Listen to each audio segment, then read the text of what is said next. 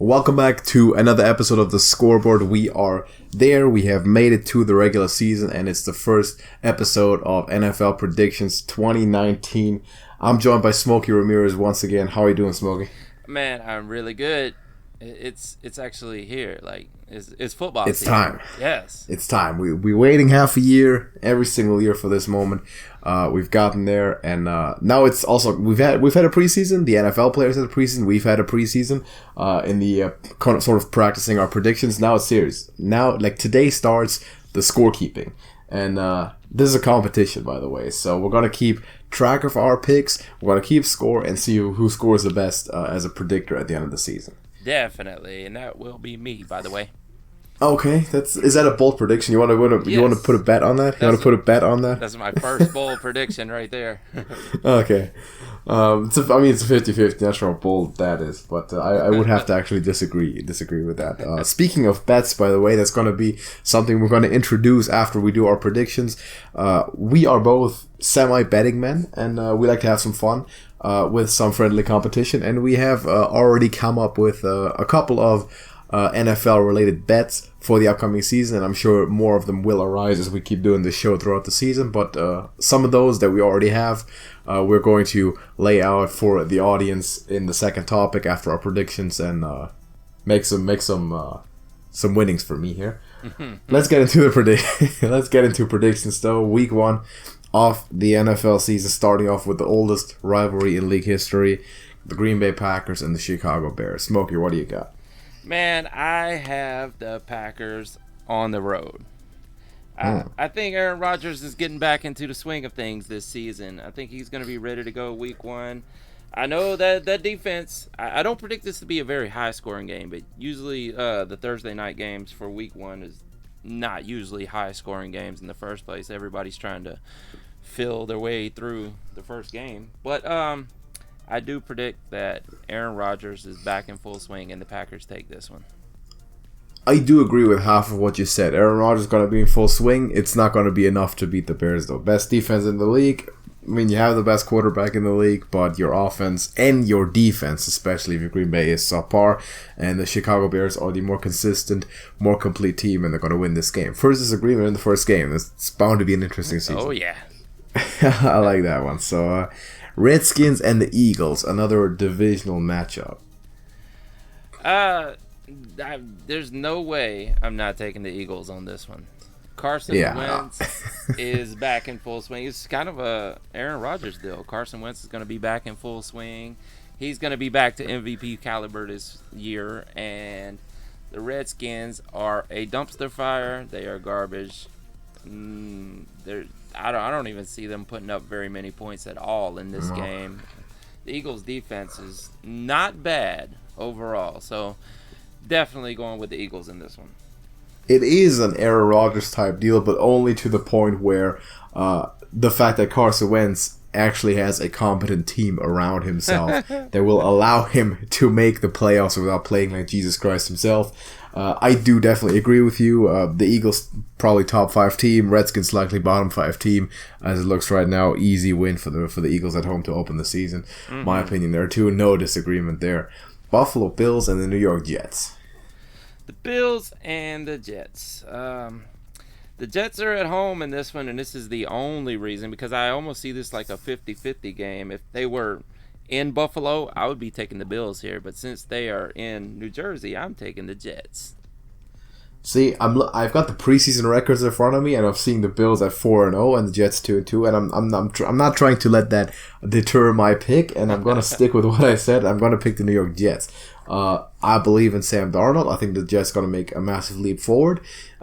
Is it gonna be better than 8-8? I don't know, maybe not, but it's gonna be much better than last season. Jets are one of the most likely teams to double their wins if I had to take that bet. Maybe second to the 49ers. But the Buffalo Bills have been looking good in preseason. I like Josh Allen, I like the way they're going. Yeah. They just cut LaShawn McCoy, which I believe you're going to have something to say for sure in the fantasy football topic later. Yes. And he's now in a new destination, which is going to be interesting. But New York Jets for me at home over the Bills to go for 0-1. Your Atlanta Falcons and the Minnesota Vikings. Guess who I'm picking? I wonder who you're picking, man. Who are you picking? Falcons on the road to take this one. I think the Falcons defense will be back in line. All of our missing defensive starters are back with us, and we didn't suffer too much loss in the preseason. And the Vikings have a great running game going on right now. Oh yeah. Which I assume they're going to get a lot of yards on the ground against the Falcons. See, I really want to pick the Vikings here just to rub it in, but I'm gonna be a smart person. I'm gonna go with the Falcons also. I think they are the slightly better football team for their offense. Now, if Kirk Cousins and their wide receiving core will click, the Vikings are going to be top 5 team or top 10 team at least. Higher ceiling to me than the Falcons. But right now, I'm going to actually go with the safer choice, the healthiest that Atlanta defense has been in a while. Yeah. And we know that the offense can produce. And if they will do so consistently, I don't know. But week 1, I'm going to give them the win, despite really wanting not to. But I'm going to stress this again. I don't have anything against the Falcons. I like to take... I don't prove it. No, the Falcons are arguably my favorite team in that division. Maybe I don't mind the Panthers either. I don't mind Cam Newton, but the Falcons are arguably my favorite team in the NFC South. We agree on that. That's surprising, yeah. If however the Vikings were to win, I at least have a talking point next week. So we'll see. Ravens and the Dolphins. Ravens and Dolphins. I've got the Ravens by a mile in this one. Talk about a run game, man. They are going to run right down the Dolphins' throat. I could see, however, Devontae Parker and Albert Wilson putting up a few catches in this game, maybe a few touchdowns through the air. See what Nick Foles has in store. I'm sorry, not Nick Foles. Fitzpatrick, sorry. Yeah. But anyway, yes. Either way, it's the same. Still applies. The Ravens are gonna kill the Dolphins in this one. I would agree. Ravens are gonna win this game. I think they're a better football team. And if you're Miami, just a quick interjection. But what are you doing? You're trading away your franchise left tackle, Laramie Tunsil. You've just acquired Josh Rosen. Yes. I get you're gonna play Fitzpatrick, but you've just acquired your franchise guy. I know you're gonna do the exact same thing to him that the Cardinals ended up doing to him, and then he got kicked after a year for no good reason, right? I can definitely see that happening. Man, you gotta feel for my dude Josh Rosen, man. Mm-hmm. I mean, how can you be in a worse situation after 2 years in the NFL? How can you be? How can someone waste you this badly? I kind of wish for him to just end up in New England or something. Not even because I want the Patriots to succeed, because I want him to succeed. Because I know he can succeed. Yeah, man. And it's don't let this guy end up like Andrew Luck now. It's almost like anywhere would be better than the situation he's been in for 2 seasons. For 2 seasons, the worst team in the league last season to probably the worst team in the league this season. It's insane. And the teams are getting actively worse around him too. Exactly. I mean, they just dropped their leading wide receiver last season, and they were going to cut him if they couldn't find a trade partner. Now Tunsil's gone. And Tunsil, he's not going to have an offensive line to stand behind to speak of at all. It's crazy. You can only hope for Rosen's sake that some competent organization will pick him up, like the Saints, hint, if their star quarterback retires, or the Patriots even, in a couple of years. But Ravens in this matchup for sure. That's a deeper topic. We're going to stick to the predictions here. Yes. Chiefs and the Jaguars. This one, it's going to be tough. I don't see Mahomes throwing, balling out in this one at all. I don't see him getting his 4 or 5 touchdowns. This was the only team, if I'm correct, this was the only team last season that kept him from scoring a touchdown through the air. And I could see that happening considering the Jags are at home, and this one actually is Nick Foles. Yes. But I'm still going with the Chiefs in this one. I think that offense is just a little too tough, and they're not gonna put up the points that they did last season in most of their games. But I still have them taking it. All right, so your intelligence has prevailed over your your want to take risk. Obviously, I'm also gonna pick the Kansas City Chiefs. They have to be up there on the list of Super Bowl contenders this year. You're coming off of an incredible MVP season as Patrick Mahomes. You still have Andy Reid. You have pieces in place like Travis Kelce. Your defense can only get better. Let's be honest, from what it used to be. Even though you did trade away arguably your best defensive player in D Ford. But the defense was bad last year, and I've said this last year also. If the Chiefs' defense were to play just average, the Chiefs would be the best team in the league because of that offense. I'm gonna go pick them. Jaguars have not won a preseason game, not that it matters much. I think Nick Foles is an average player. I think Patrick Mahomes is a transcendental player, and the Chiefs are gonna win this game. Titans and the Browns. Well, there is no way on this earth that I would be picking the Titans over the Browns right now. I would be picking the Browns over most of the league right now, especially at home. The way those kids are playing, Baker Mayfield is going to be dominant in this one. He has his pick of anybody he wants to throw to. They'll all catch the ball. Nick Chubb's going to run all over them. Titans are going down bad in this one. This could be a big blowout here. All right, thought experiment, right? What if the Steelers were coming to town week 1? Are you picking the Browns still? That's tough. If they were coming to Cleveland, yes, I would still be picking the Browns. Wow. That would be a major monkey over the back game, by the way. If that ever happens, Browns beating the Steelers at home, there's a good chance of this happening this season and finally, shifting that division around. We'll see. I'm also going to pick the Browns here. I think you said it best. The talent on offense is unmatched, and the Titans defense is going to have it's just going to be overloaded. There's no way of stopping all these weapons down the field at a time, I think, for that defense. Gonna go with the safe pick, which is weird to say because it's the Browns, but it is the Browns. And we live in that world now where the Cleveland Browns are a huge favorite to win a lot of football games this year. Sounds crazy, but that's the truth. It's the truth. The Rams and the Panthers.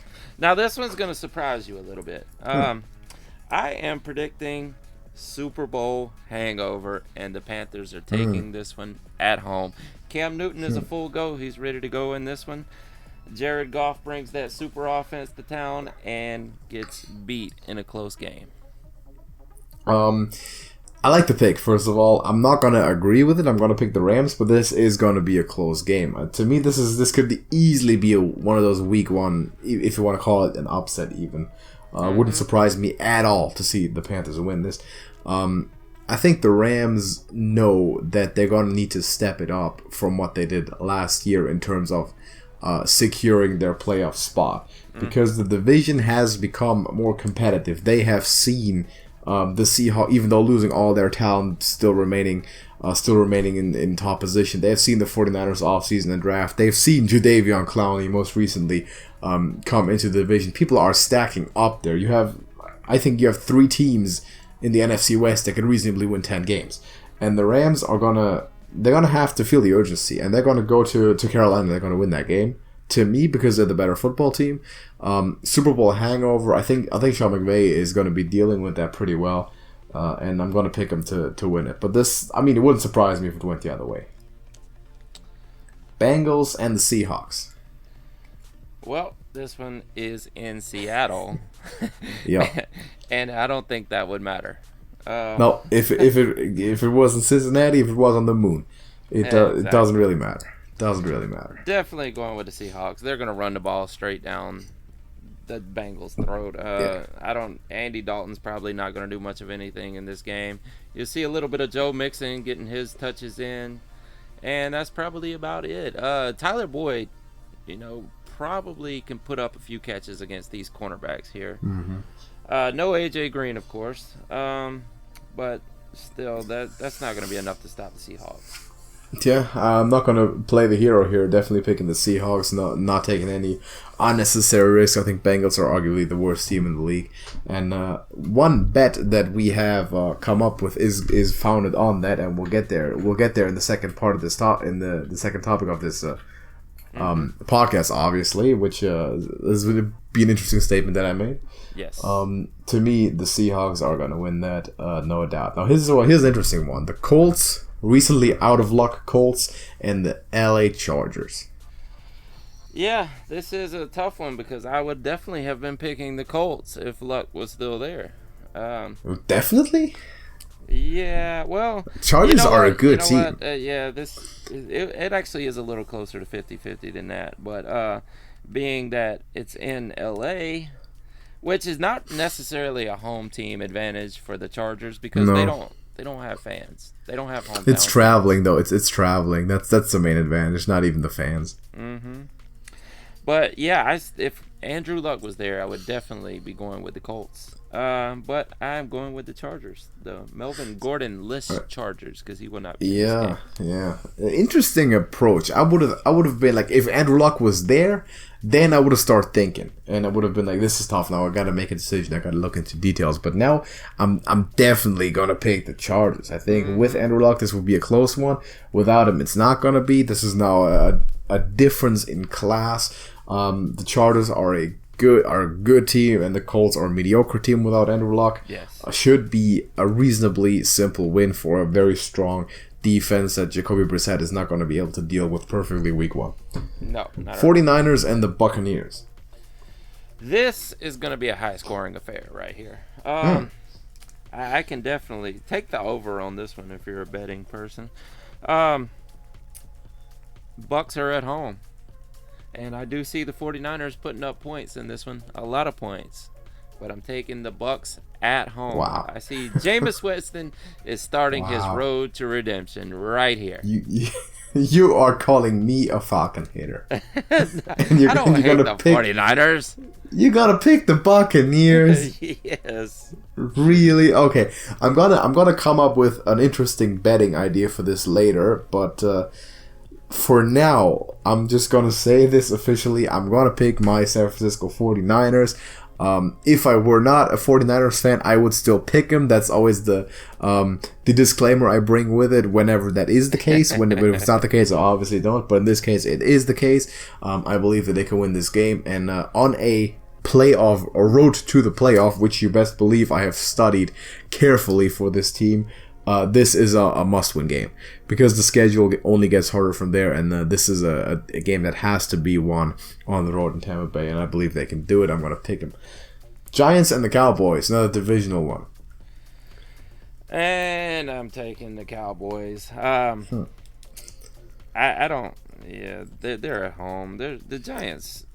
The Giants are a dumpster fire as well. This is almost like the Redskins and the Eagles, the same division. You know, this is a division of two teams, and the Giants and the Redskins are on the outside looking in.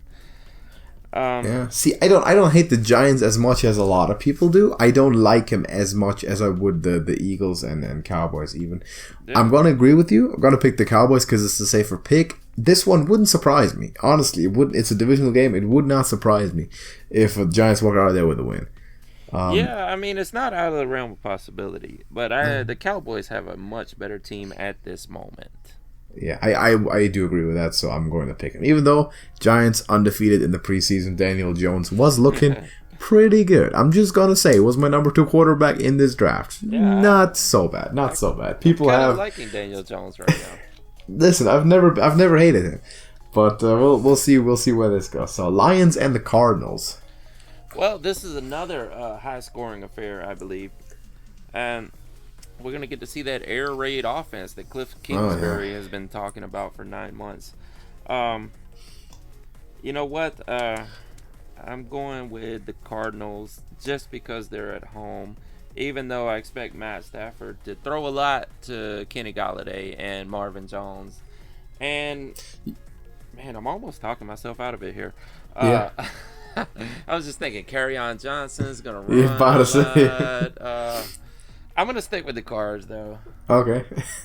See, this is a tough decision for me because generally the Lions to me better football team, but this is just the classic, first like NFL debut offense. Exactly. No one has it on film.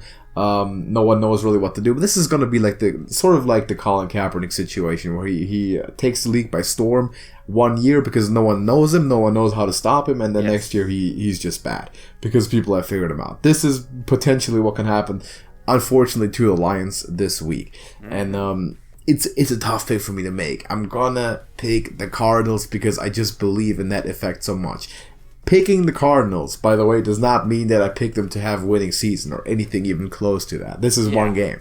Yeah, exactly. This is one game. They're probably going to go 1-5, 0-6 in their division. They're probably going to lose most of the games this year. But this one, it's a debut. It's people don't really know what to do about it. The next team next week will be able to take a look at it for a week on film and figure it out. But the Lions are going to fall victim to that. I agree fully with that, actually. Steelers and the Patriots. Old classic. Yes, this is the rivalry for the ages here. You know what? You doing it? I'm doing it. I'm taking the Steelers on the road. Oh, because it's week 1. Yes, it's week 1, and Belichick is known to drop week 1 games. That is true. That is true. I can't do it. I can't do it. I can't do it. I have to pick the Patriots. It's the Patriots and the Steelers. I mean, it's always been the Patriots. How could it not be? The Steelers have gotten a lot worse, and the Patriots arguably not at all. They're due, man. But like right now, yes. they're in a worse position than ever. In week 1, I don't think they didn't get it done. They didn't get it done when they had the best running back and the best receiver in the league. Now they have neither. Well, I wouldn't say that though. Juju's going. Oh yeah. We have another bet lined up for that. Right. That's coming up later. Big Ben will probably throw a lot in this game because this will probably be a shootout as well. Now that I think about it. All right. I mean, Tom Brady's getting old. I mean, he's not getting any younger. He is. Edelman's not getting any younger. Well, Edelman's still good. Yeah. You've seen. I mean, come on, Super Bowl MVP. Yeah, I mean, you're not gonna come out here and tell a Super Bowl MVP that you're about to drop off. I don't believe that. He's got a fractured thumb or a sprained thumb or whatever he is. His thumb is also injured. Yeah. Also, N'Keal Harry, I think the rookie receiver, is heading to injury reserve. So that's a bit of a blow, obviously, to the Patriots. But I'm gonna go with the safe pick. I'm gonna go with Emperor Palpatine here. I'm gonna go with Bill Belichick's Patriots to win it. I'm gonna go with that defense to get stingy at the right moment, and it's gonna be a win. It's gonna stay in Foxborough. One quick note about that, though. Yeah. Before we move on, Demaryius Thomas was re-signed because of N'Keal Harry moving. Yeah, he was. So our fan theory is still possible of seeing him line up at tight end. Yes, it is still possible. We should make a bet out of that one, but that seems too good to be true. It just seems to fit so well, and if someone came up with that, it would be Belichick. Maybe he'll do it. He won't do it all year, and then like in the Super Bowl, he'll do it. Yeah, something like that. And then he'll go off for 140 yards, 2 tutties, and then he'll be the hero again. And then he'll be cut at the end of the season. Yeah, obviously, right? But he's won a ring, so what does it matter? Texans and the Saints. Texas and the Saints, and it hurts me to say it, but I'm going with the Saints. The Texans have gotten better throughout this week, adding Laramie Tunsil and Duke Johnson.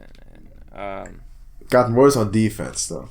They have, of course. They lost Jadeveon Clowney, but I don't see the defense being that great this season. But they're not going to be horrible. No, they're not. They're still going to be okay. At home in the Superdome, they're going to kill them. Deshaun Watson is going to have a great season. Don't get me wrong here. Okay, maybe kill him is a harsh word, but they're going to roll over them, and it's gonna is that less harsh? Well, it's gonna piss me off whatever they do to them. The Saints are gonna win, and I'm gonna be mad about it. So wouldn't you suspect that I mean, you talked about Super Bowl hangover with the Rams, that the Saints have an even stronger hangover than the Rams even did, because they arguably lost in a much, much worse way. The Rams just had no chance. They just had no chance in that whole Super Bowl. But the Saints were supposed to be in that Super Bowl, and they weren't. Yeah, the year before that as well. And it didn't work out last year. I was hoping for a damn playoff hangover or something. So you're hoping for the Saints to lose anyway? Of course. I mean, I'm picking them to win because the odds are saying they're going to win. That's a good point. I'm also going to pick the Saints to win because I think that Drew Brees is going to have a better season than Matt Ryan. But that's not even related. But that's related to a bet that we have, which is coming up soon. Game at that. Yeah, Drew Brees always balls out in primetime. Always. In New Orleans, too. That's his home. That's his dome. He knows what to do. Yeah. He's going to win this game. Broncos and the Raiders to close off the weekend. This is a tough one. You know what? Man, this is really tough because... Is it tough? Yeah, both the teams, no matter what Hard Knocks has taught us, both teams are still dumpster fires. Broncos, they have the more experienced quarterback, but he's not very good. Better wide receivers on the Raiders. How many drives until Drew Lock takes over? Give me an over-under of 10 for the season. I don't think he makes it past the game. Well, okay, I'll say they leave him in for this entire game, and Drew Lock takes over in game 2. Game 2? I'm gonna probably say like game 4, game 5, because I'll say game 4, game 5, because coaches can't really justify themselves, changing starting quarterback after week 1. Because they're kind of digging at their own integrity there. But that's beside the point. Yeah, that's beside the point, though. I'm going to pick the Broncos in this one. I'm strongly convinced by the Broncos. I think one of those teams is a dumpster fire. And here's one thing that nails this down for me. Not a lot of teams have gone through more changes in this offseason than the Raiders have. You could point to like a handful, but not a lot. And the Raiders certainly have. And so have the Broncos to a degree. But the biggest strength of that Broncos team is something that is one of the most consistent things in a football team because it relies so much on individual talent, which is pass rush. And you have Von Miller and Bradley Chubb on those outsides. It doesn't matter what team they are and where they're playing. They can have 9 high schoolers around them, 11 on offense, doesn't matter. Those two are going to beat their guys and they're going to impact every single game. Because the individual pass rushing one-on-one on the outside depends a lot less on scheming and team coordination than other things. So I think that's a massive advantage to the Broncos. I think the Raiders are in disarray. I don't see them winning a lot of games. Again, the Hard Knocks boost, hype, whatever, it could be a thing. They might win it. They're at home after all. I'm going to go with the Broncos, though, because they are the better, more consistent football team to me. Well, you mentioned the Bradley Chubb and the Von Miller, which does give them it's not always enough to swing the momentum, because when we've seen a Paxton Lynch or Brock Osweiler, name any of them, it hasn't worked out, and I don't see it working out too much for old Flacco. I'm going with the Raiders. Well, Flacco, I think, he's old, obviously, but he's a bit better than those two guys you just mentioned. A bit. And you still have Drew Lock. Yeah. Well, unless, they're losing 40-0, I don't see Drew Lock coming in this game. No, not this game, I don't think. I think it's going to be about a quarter of a season until any coach will swallow their ego to the point that they'll bring in another quarterback. Would tend to agree with that. And also, you generally, optimally, of course, you want to sit your rookie quarterback for even a full year if at all possible. Yeah, that's ideal, but it doesn't happen much these days. Because teams can't afford to do it. If you draft him, he's expected to start week 1, especially if you draft him high. Once Flacco starts stinking up the field, they're gonna boo, and yeah, they're not gonna have a choice. Oh yeah, and that's the predictions. I'm gonna write those down. I'm gonna keep a book on all of those. Next week we're gonna review them, and we're gonna make week 2 predictions, obviously, keeping score of the entire thing throughout the season. Now, we mentioned this before, but we're going to throw it in before we get into your fantasy football thing. We have some bets. We have already some bets set up, and we have the odds set up, we have our picks set up. A thing that we have to still set up is the stakes that we're going for. And I propose to you that we go for some culinary specialties, more specifically football food, which is pizza and beverages, whatever beverage of your choice that would go with that, as the two sort of currencies for these bets. That way we can kind of define how valuable of a bet we put on things. So if you want to just go through this list and just reveal the bets that we've made so far, yes. And kind of pick a stake for those. So yes. Yeah, first one that we came up with is Drew Brees versus Matt Ryan. Drew Brees, man, can you imagine Drew Brees or Matt Ryan to have the better 2019 season? The odds are 1-1, and I think the picks are fairly obvious to everyone who's been paying attention. But you pick Matt Ryan, I pick Drew Brees. Yes, I did. And I think that's insanity for you to pick Matt Ryan over Drew Brees, because Drew Brees is a stat monster on top of being an actual monster. Well, and, when you play a lot of fantasy, you understand that Matt Ryan is also. Well, Matt Ryan is just a stat monster, though. Yes. But he's not an actual. What exactly are the parameters here? Well, that's what we have to kind of figure out. But I think it's going to be a combination of record, like winning record, passing yards, touchdowns, and definitely passer rating, because that's one of the most important quarterback statistics. Yes. Well, and I think we're just gonna. I'd want to say we formulate it in a way that we say. If it's reasonably obvious at the end of the year by those metrics, then the bet is decided. And if they are too close to reasonably call it without a complete mathematical function, we'll call it a tie. Okay. So I think we can do that. So what do you want to put? Do you want to just go with one pizza? How about one pizza? All right, let's do that. I like this one. I'm gonna type those up as we go, by the way. So gonna keep book on all of those. One pizza is in the books. Next one that we have is also concerning the Atlanta Falcons. It's the Falcons win record, and we have an over-under at 10. Odds are 1-1. You pick the over. Surprise, surprise. I pick the under. If it's exactly at 10, that means that there's a draw, no winner. Yeah, because I think it's gonna be 10 or 11 myself, but is it? Yeah, so. Definitely picking the over means I'm also picking the nullification of 10. Yeah. You sticking by that? Yeah, I don't want to put a ton on this one, though, because it is the Falcons, and this is my Atlanta sports, so... You want to put one beverage? Yes. Like a Monster? All right. Yeah, all right. So that works. You do like Monster, or you put a Rockstar, or whatever? I'll just write down one Monster, and then we'll just come up with something. Definitely. That seems like a good one for that, too. Next one, my team, the 49ers, also over-under win record. The over-under is at 8. And the picks are just as you would expect them to be. Mm-hmm. Are you sticking with this? You're good with this one? Read it out to me again. I'm 49ers win record over-under 8. Yes. You pick the under. Mm-hmm.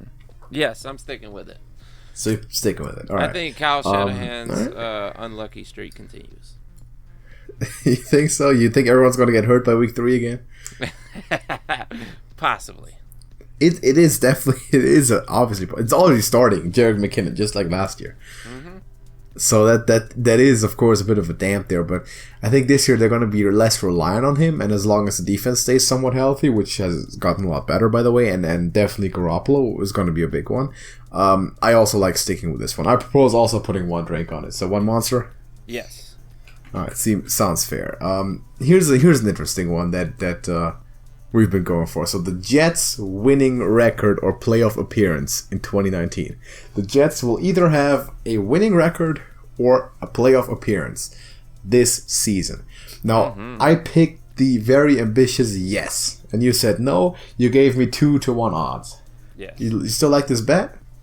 I do. I don't necessarily like the odds. I kind of like 1-1 better, but well, it's 2019. I've proposed to you that we can do 2 over the next 2 seasons and make it 1-1 odds. If you like that better. Now let's Yeah, let's do that. Let's do the next two. So in 2019 or 2020, and it's 1-to-1 odds. No, man. Let's do this season 2-to-1 odds.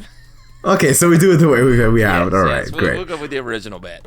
One beverage, is that fine? They're not gonna get over the hump this season. We'll do one beverage, yes. One beverage, all right. Which means that if I win, by the way, I get two. Yes. And if I lose, you get one. Yes. All right.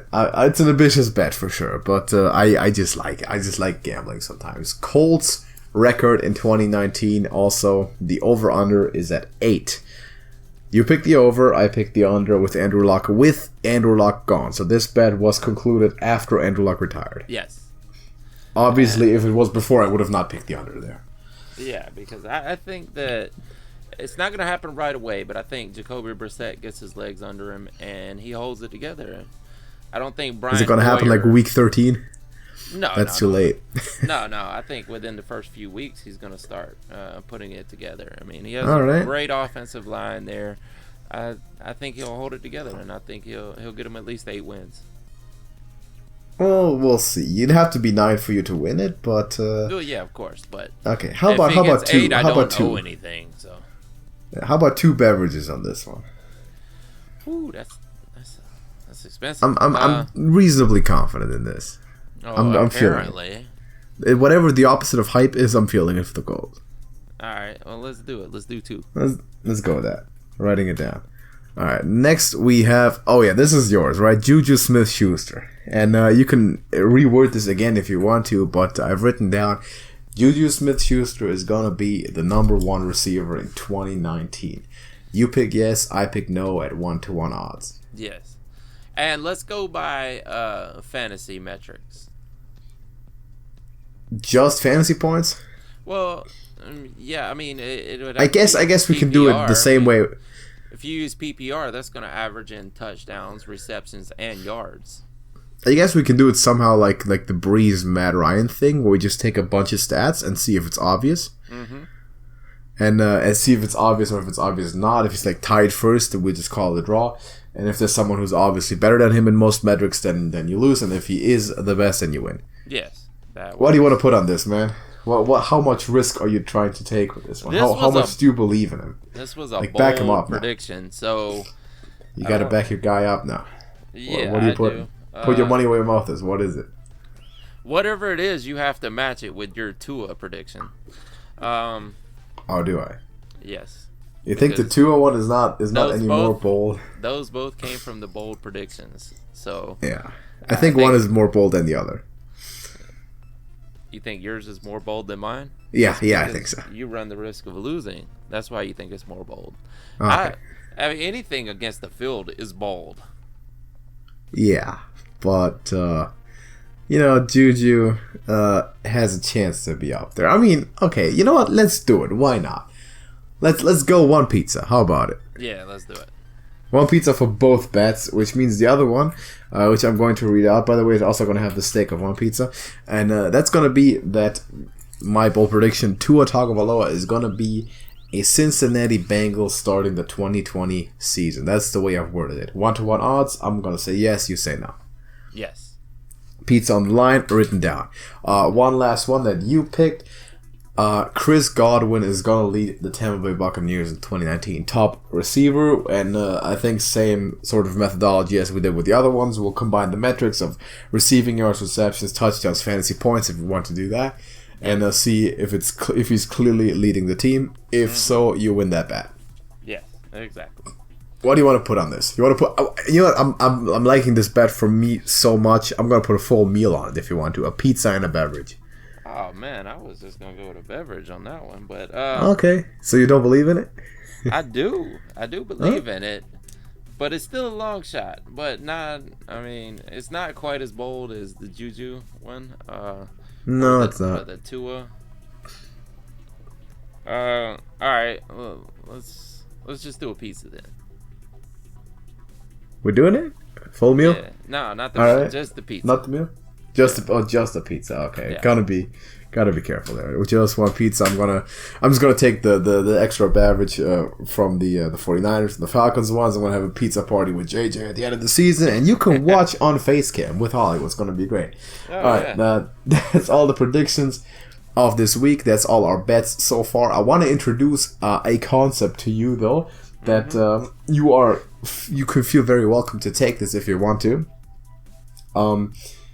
We have predicted the Niners game, the Niners and the Buccaneers, and I always like the concept of an insurance bet, as I like to call it, which is that I'm going to offer you every single week to put a minimal bet on the 49ers opponent, no matter who it is.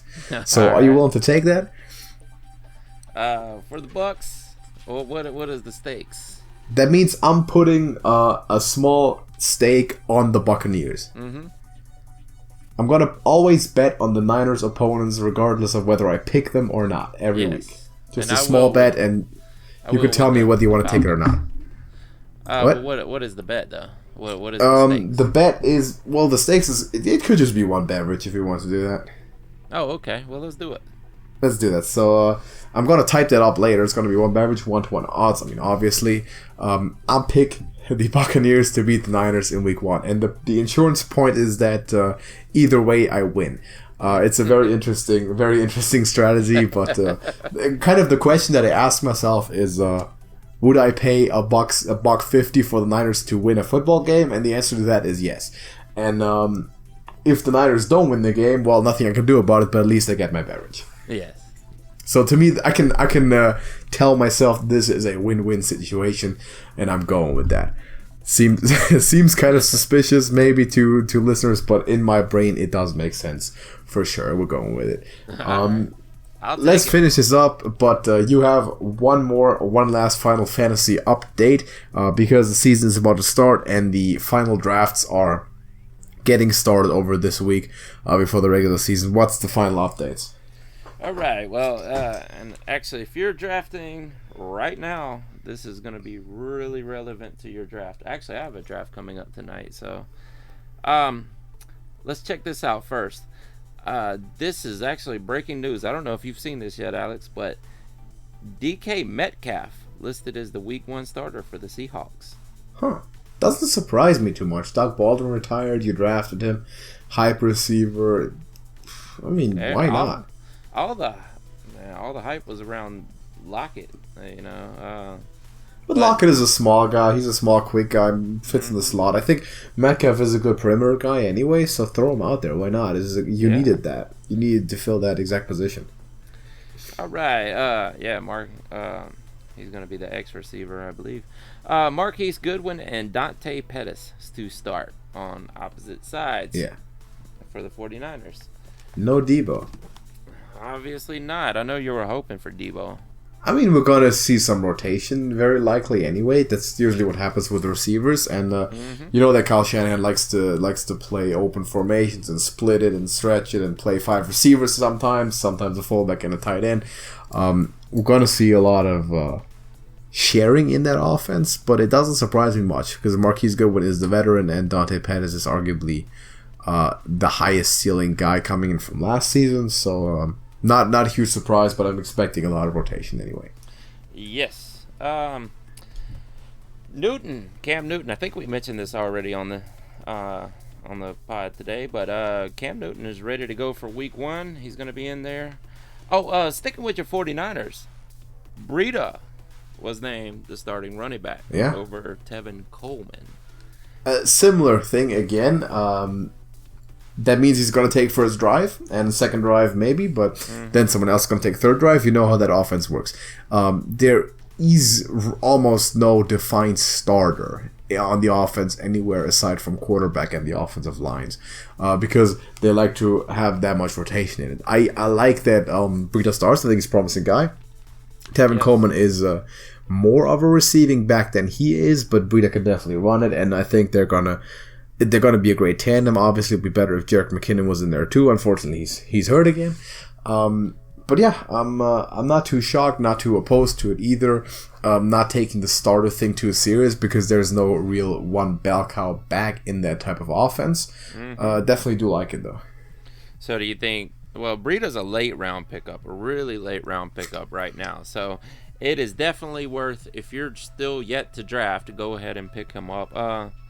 Which, by the time this comes out, you're going to be cutting it close if you are. But there are a few drafts that happen after. I mean, there might be leagues where he flat out went undrafted, and if you say you pick Jerick McKinnon late, that's probably the best exchange you could do. Yes, look for him on your waiver wire because he's probably there.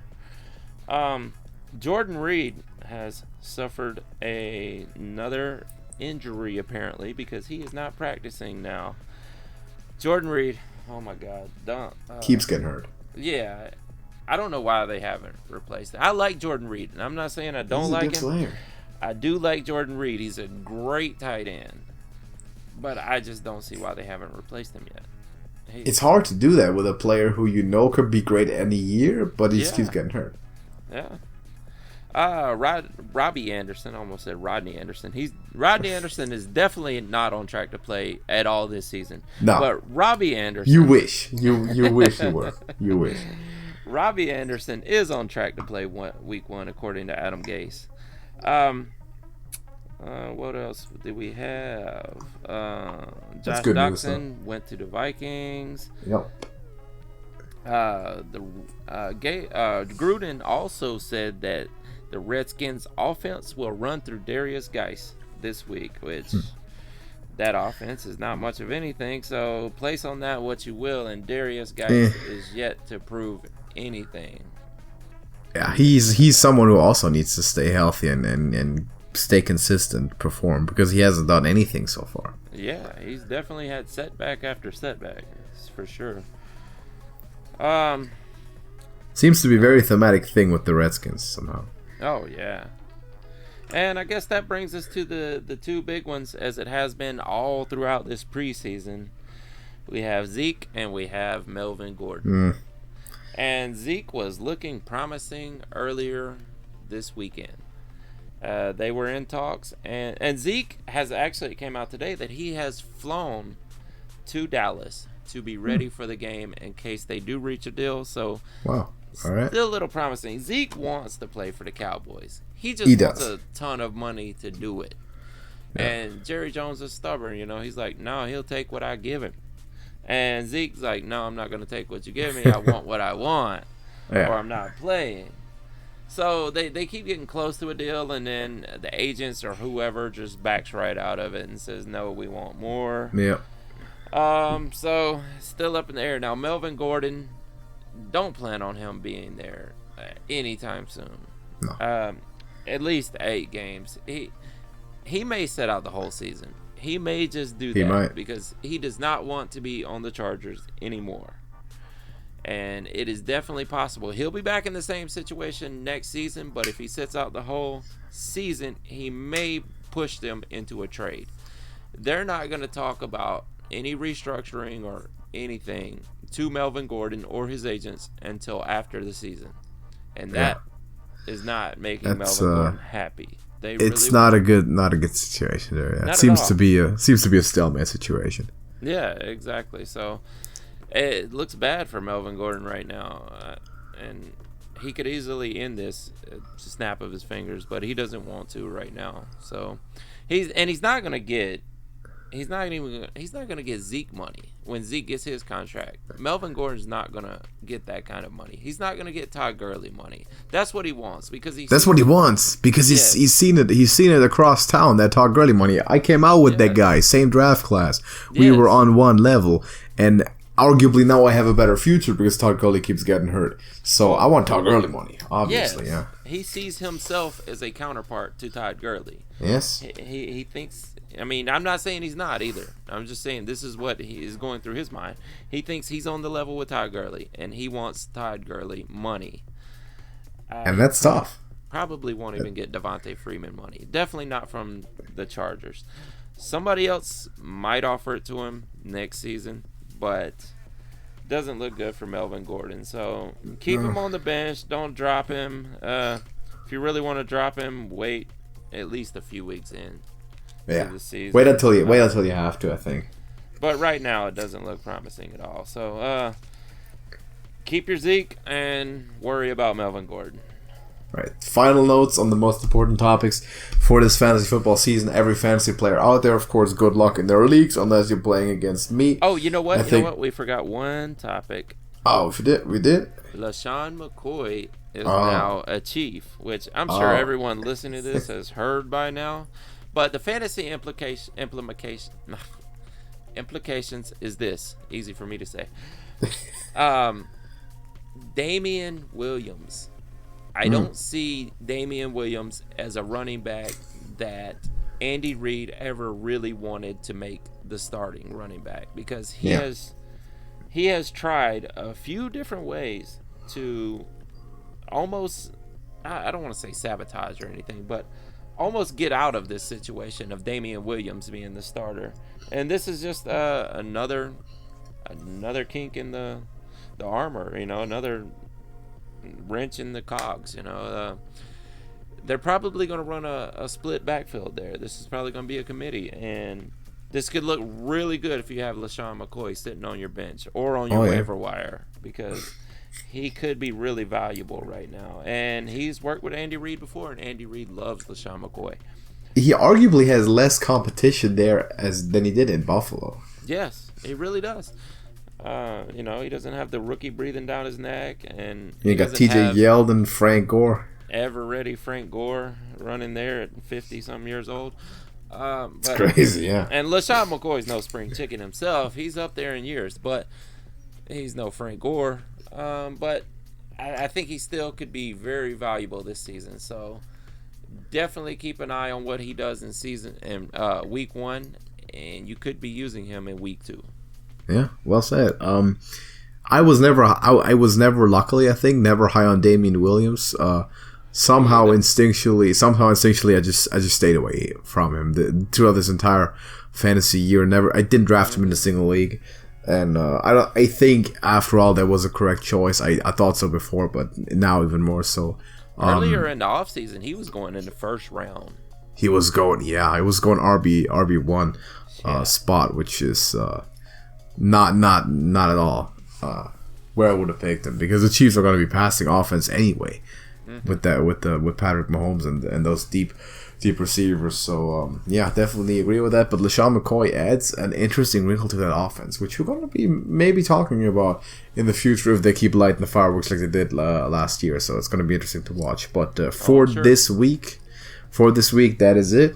Let us know what you think. Leave your predictions in the comments. As always, last year, people did it too. It was great. I'll always be open to have some discussion. So is Smokey.